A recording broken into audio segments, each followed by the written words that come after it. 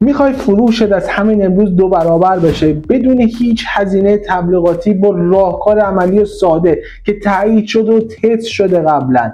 امروز میخوام 5 تا استراتژی، 5 تا روش عالی برای فروش، برای 2 برابر کردن فروشت امروز تو این ویدیو بگم که عالیان، حرف ندارن و میخوام قدم به قدم اینها رو برات توضیح بدم با نقشه کامل راه.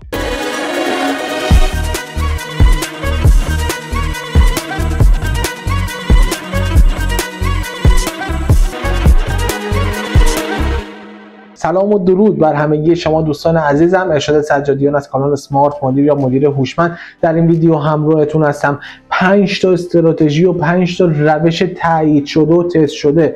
خودم تو کسب و کارم استفاده کردم، افرادی که ازم مشاوره گرفتن استفاده کردن، همگی نتیجهشون فوق العاده بوده. امروز میخوام کاملا رایگان در اختیارتون قرار بدم تا شما هم بتونید فروشتون رو از همین امروز بدون هیچ گونه هزینه تبلیغاتی 2 برابر کنید. میگید نه، حتما این ویدیو رو ببینید. همین الان کاری که میکنید، پرفروشترین محصولتون چیه؟ فکر کنید، تو ذهنتون نگه دارید پرفروشترین محصولتون رو. الان بهتون میگم که چیکار میتونید بکنید. استراتژی اول یا روش اول، اگر کسب و کار آنلاین یا آفلاین دارید خارج از فضای اینترنت، هیچ فرقی نداره، این روش و استراتژی رو میتونید اجرا کنید و فروشتون 2 برابر بشه.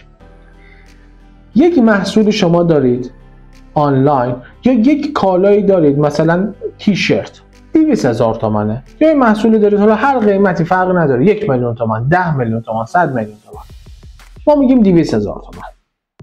شما چه کاری انجام میدید؟ مثلا میگید من میخوام یه تخفیف 75% بذارم، فقط این هم فروش ایجاد بشه، هم درآمدم افزایش پیدا کنه، در سرمایه‌ام برگرده. خب ما نمیایم بگیم که 75% تخفیف داریم، این کار اشتباهه. چی کار میکنیم؟ به جای گفتن 75% تخفیف از همون محصول میایم 2 تا هدیه میدیم. چی کار میکنیم؟ به مشتری میگیم در صورتی که شما این تیشرت رو از ما بخرید با قیمت 200 تومان هم نه، 199,000 تومان، با قیمت 199 تومان از ما بخرید، 2 تا تیشرت عین همین، حالا با رنگ بندی مختلف یا سایز حالا مختلفی بستگی به خودتون داره، از ما رایگان هدیه میگیرید. یعنی در اصل شما تونستید 3 تا تیشرت بفروشید با همون 75% تخفیف و حتی با سودی بیشتر. پس از این طریق این مدل یک مثال بود. از این مدل شما میتونید تو تمامی محصولاتتون استفاده کنید. ببینید حاشیه سود چقدره که شما میتونید مثلا 3 تا محصول رو با هم دیگه 2 تاشو به عنوان هدیه بدید به یک مشتری و حالا هم اون قیمت تموم شدهش براتون بیفته، هم حالا یک مقدار سودی هم کرده باشید و فقط ایجاد فروش کرده باشید، به علاوه مشتری جدید جذب کرده باشید بدون هیچ تبلیغ خاصی تونستید این کار رو انجام بدید. این یک روش عالیه که حرف نداره و شما میتونید این کار رو به راحتی هرچه تمامتر انجام بدید. از همین امروز این کار رو انجام بده، نتیجهشو برای بنویس. استراتژی دوم یا روش دوم اینه که شما باید یک بسته یا پک آماده کنید. یعنی چی؟ یعنی مثلا من 3 تا محصول الکترونیکی دارم، مثلا 3 تا کتاب دارم یا 3 تا تیشرت دارم، اینا رو توی پک، توی بسته بندی قرار میدم و میگم این 3 تا، مثلا من 3 تا تیشرت دارم فروش نمیره، اصلا فروش ندارم، رو دستم مونده، مدل‌های خوبی هستن ولی رو دستم مونده. چیکار میکنم؟ پک درست میکنم. یا 3 تا کتاب دارم یا 3 تا محصول الکترونیکی دارم، آنلاین دارم میفروشم یا هر چیز دیگه ای، فروش نمیره. چیکار میکنم؟ در کنار هم قرار میدم. میگم یه پک اقتصادی درست کردم، یه پک اقتصادی، این 3 تا محصول رو با هم میفروشید. مثلا اگر قیمت این یک محصول اینطوری باید حساب کنید که مثلا بدون تخفیف قیمت این محصول بدون تخفیف به تنهایی 1,100,000 تومانه، من این محصول رو، مثلا این کتاب رو به علاوه این کتاب و این کتاب با هم دیگه میدم 999,000 تومان. متوجه شدید؟ مثلا یک تیشرتی دارید قیمتش 200,000 تومانه، میگید که من این قیمت این تیشرت مثلا 210,000 تومانه، به 250,000 تومانه، من این تیشرت و این تیشرت و این تیشرت رو با همدیگه میدم مثلا 179,000 تومان. پک اقتصادی ماست. در این روش شما میتونید چیکار کنید؟ یک کارتی با دستخط خودتون بنویسید، مثلا با تشکر از خرید شما، منتظر خریدهای بعدیتون هستیم، یا یک چیزی هم داخل این پک قرار داده باشید، مثلا یک جورابی کنار تیشرت، یک اکسسوری ارزون قیمت، ولی هر چی هم قرار به یک خودکار حتی. این باعث میشه که مشتری به شما اعتماد کنه و شما بدون انجام هیچ گونه هزینه تبلیغاتی تونستید هم مشتری جدید اضافه کنید به سیستمتون، هم افراد شما رو دوست خواهند داشت، مشتریاتون با شما ارتباط برقرار خواهند کرد که این شخص عاشق مشتریاشه، داره اینطوری به ما حال میده در اصل. و این محصول و این روش رو شما میتونید تو تمامی قسمت‌های، اگر کسب و کار آنلاین دارید، آفلاین دارید، هر کارخانه دارید، هر چیزی هست، شما میتونید یک پک اقتصادی با محصولاتتون درست کنید. استراتژی سوم یا روش سوم، اینجا شما میان کار دیگه ای انجام میدید با ایجاد محدودیت و فروش ویژه. به چه صورت؟ ما میایم دوباره پک آماده میکنیم، مثلا میذاریم تخفیف ویژه پاییز، جشنواره پاییزمون، ولی با یک تفاوت متفاوت و واقعا هم باید اجراش کنید. مثلا من 100 تا پک درست میکنم، 100 تا پک درست میکنم. این پک ها به چه صورته؟ مثلا 3 تا تیشرت قرار میدم و مثلا 3 تا کتاب یا 3 تا مثلا محصول الکترونیکی با هم، فرقی نداره. هر کاری که شما باید ببینید کدوم محصولاتتون رو باید در کنار هم قرار بدید. 3 تا پک درست میکنم فقط برای 100 نفر اول. قیمتش هم یه قیمت بسیار مناسبیه، یعنی یه پک اقتصادی درست کردم با قیمت خیلی مناسب و فقط برای 100 نفر. روی پک ها هم دقیقاً میزنید شماره 1 2 3 4 5 6 7 8 و اگر پیج اینستاگرام دارید قشنگ نشون بدید که این فقط برای 100 نفره، به تعداد بسیار محدودی و بگید 100 نفر. این که میگن آقا نگید قیمت مثلا به تعداد 100 نفر داریم، بگید تعداد نامحدود یا تعداد محدودی داره. این که مثلا تو ویدیو من دیدم نگید مثلا 100 تا دارید، بگید تعداد بسیار محدودی داره. نه، بگید، راحت باشه. یعنی مشتری وقتی ببینه که شما با صداقت دارید باهاش صحبت میکنید، همه چیشون رو هست، نمیخواید سرش کلاهی بذارید، نمیخواید مثلا با یک روش خاصی، نه، ببینید شما واقعا همه چیو رو بازی میکنید. 100 تا پک اقتصادی درست کردید، عددم داره روش و هر روز هم میتونید گزارش بگیرید. امروز 50 تاش رفت، 50 تا دیگه‌اش مونده از این پک ویژه پاییزیمونا. همین بهتون قول میدم خیلی راحت میتونید همه رو بفروشید. همینطوری اگر پک درست کنید خیلی راحت، آسوده، با خیال راحت میتونید همه رو بفروشید و فروشتون حداقل 2 برابر بشه. این روشایی که همه رو خودم تست کردم، نه تنها خودم، شاگردهام و حتی افرادی که اومدن مشاوره گرفتن تست کردن در کسب و کارهای مختلف. کسب و کارهایی که حتی باورش هم براتون سخته چه کسب و کارهایی بودن که اینا اجرا کردن و جواب میدادن. مثلا کسب و کارهای مانند کسب و کارهای مواد اولیه، فروش مواد اولیه ساختمونا، مسائل ساختمونی، حتی اینا هم اجراش کردن و ازش نتیجه گرفتن. چه برسه مثلا شما که لوازم الکترونیکی دارید یا محصول الکترونیکی دارید یا تیشرت و لباس دارید و این میتونید اجراش کنید، فقط باید اجراش کنید، فکر کنید و عملیاتیش کنید. استراتژی چهارم یا بخش چهارم، اعتبار ویژه. اعتبار ویژه یعنی چی؟ یعنی این که ما یک اعتبار، یک کردیتی به مشتری بدیم. به چه صورت؟ الان خدمتتون عرض می‌کنم. ما میایم فکر می‌کنیم و یک سری قیمت‌هایی به عنوان سقف خرید درست می‌کنیم برای خودمون. مثلا میگیم اگر مشتری 500,000 تومان خرید از ما، این اعتبار رو بهش میدیم. 1,000,000 تومان این اعتبار، 1,500,000. حالا این بستگی به اون، حالا میتونه حتی رقم‌ها خیلی پایین‌تر باشه، نزدیک به هم باشه، بستگی به خودتون داره، برای روش بشینید قشنگ فکر کنید. حالا بهتون توضیح میدم اعتبار یعنی چی. مشتری میاد از من 500,000 تومان مثلا خرید میکنه. 500,000 تومان خرید میکنه، من از قبل تایید کردم مثلا اعتبار این شخص به چه صورت؟ بدین صورت.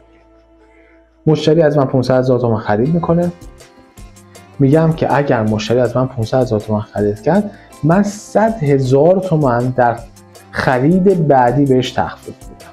100,000 تومان در خرید بعدی بهش تخفیف میدم. میتونیم درصد تخفیف هم بذاریم، مثلا میگیم تو خرید بعدی 20% تخفیف به علاوه تخفیفایی که ما داریم، به علاوه اونها 20% هم تخفیف میدیم. خب 20% تخفیف شاید برای شخص حالا به صورت ملموس نباشه چقدر میشه، میتونید عدد بهش بگید، مثلا 100,000 تومان، 200,000 تومان، 300,000 تومان، بس حالا به خریدش داره، 400,000 تومان در خرید بعدی. مثلا میگه خرید بعدی همین امروز میتونم دوباره من اینو نیاز دارم، بله همون لحظه بهش بگید، نه که نه مثلا بعد فردا بیاین یا هفته دیگه بیاین.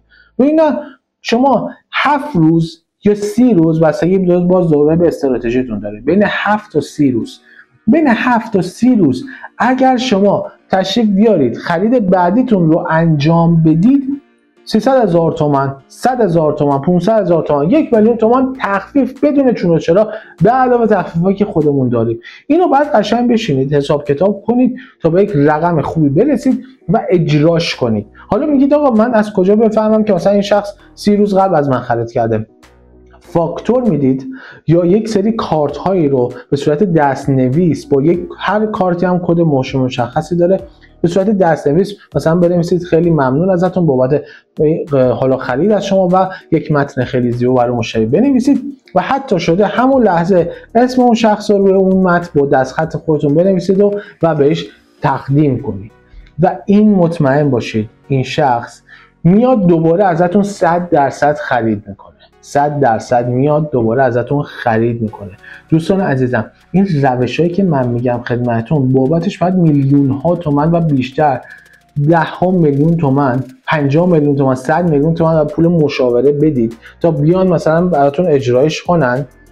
همین الان دارم رایگان در اختیارتون قرار میدم، افرادی میان پیش من مشاوره میگیرن یا شاگردام همین مقدار رو میپردازن و همین مشاوره رو من بهشون میدم و اجرایش میدم و نتیجه گرفتن ازشون، نتیجه میگیرن. پس دارم همین الان رایگان در اختیار شما قرار میدم، راحت انجامش بدید دیگه، چون و چرا نیارید، نتیجه میگیرید. استراتژی پنجم یا روش پنجم به چه صورته؟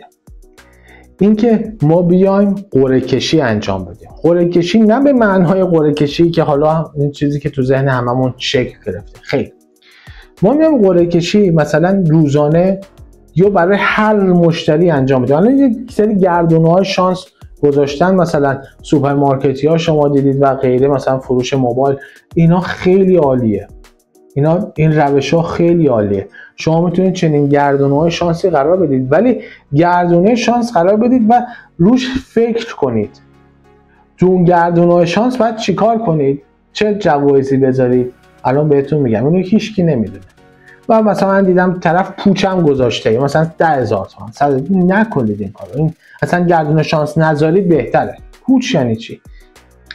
رو گردونه شانستون از همون 4 تا روش استفاده کنید. یه گردونه شانس دارید، به جای 30 تا مثلا چیزهای مختلف، پوچ 10,000 تومان، 5,000 تومان، 1,000 تومان، نمیدونم یه خودکار، اینا اصلا نذارید. 5 تا جایزه داره، مثلا خرید بعدی 200,000 تومان تخفیف، یا همین الان مثلا پول نقد. از 4 تا استراتژی قبلی استفاده کنید تو بخش‌های گردونه شانستون، به علاوه جوایز نقدی. جوایز نقدی که همون لحظهش میتونن خرید کنن باهاش، یعنی شما بهشون اعتبار میده، نه مثلا همون لحظه میان 1,000,000 تومان نقدی میدید، نه اعتبار میدید برای خرید بعدیشون. و میگی خرید بعدی من همین الان میتونم انجام بدم، بله 100% بفهمید شما همین الان میتونید انجام بدید، یا مثلا هر تا 7 روز آینده یا تو 30 روز آینده شما این اعتبار رو خواهید داشت پیش ما.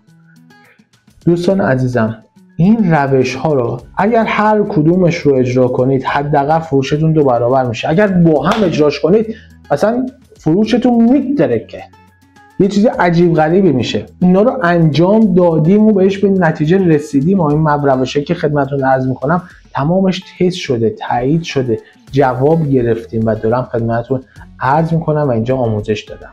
حالا تمام این روش‌هایی که خدمتتون عرض کردم من داخل چک لیست درست کردم به صورت قالب. روز اول چه کاری انجام بدید، روز دوم به چه کاری انجام باید داده بشه و غیره، همه رو به صورت کاملا رایگان در اختیارتون قرار میدم. در صورتی که یک کامنت این زیر بذارید براتون لینکشو در همون کامنت ارسال میکنم و خیلی راحت میتونید دانلود کنید و در اختیار قرار داشته باشید. یک چک لیست کامل، قالب کامل در اختیارید. امروز چه کاری انجام بدم، فردا چه کاری انجام بدم و فروشتون رو 2 برابر، حداقل 2 برابر افزایش بدید بدون اینکه بخواید هزینه‌ای بابت تبلیغات داده باشید، مثلا به این پیج، به اون پیج، به این سایت، به اون بلاگر، به این ور. خیلی راحت با همون سبک کاریتون، اگر آنلاین هستید سری مشتری از قدیم دارید یا اگر آفلاین هستید مشتریای قدیمتون هست، اینها رو میتونید در کنار هم داشته باشید. و اینکه اگر نمیدونید که حالا این مشتریای چجوری شما جذب کنید، حفظش کنید، نگهداری کنید ازشون، اینجا یک ویدیوی بالا سر من باز شده، لینکی بالا سر من باز شد، اون ویدیو توضیح دادم. اون ویدیو هم ببینید، ویدیو بسیار خوبی است برای این کار. اگر هم نیاز به این قالب و چک لیست دارید و نقشه راه رسیدن به موفقیت چند 10 برابری برای فروشتون، همین الان کامنت بذارید، هر چی بنویسید، من براتون لینک این قالب و این چک لیست رو ارسال میکنم.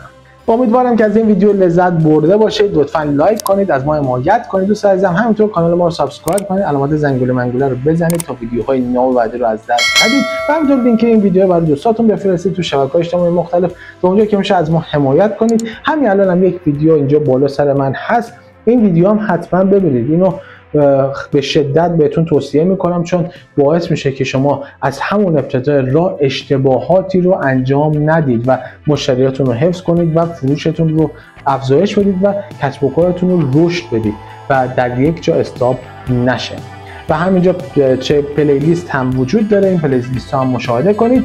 خیلی دوستتون دارم، عاشقتون هستم. شما رو تو ویدیو بعدی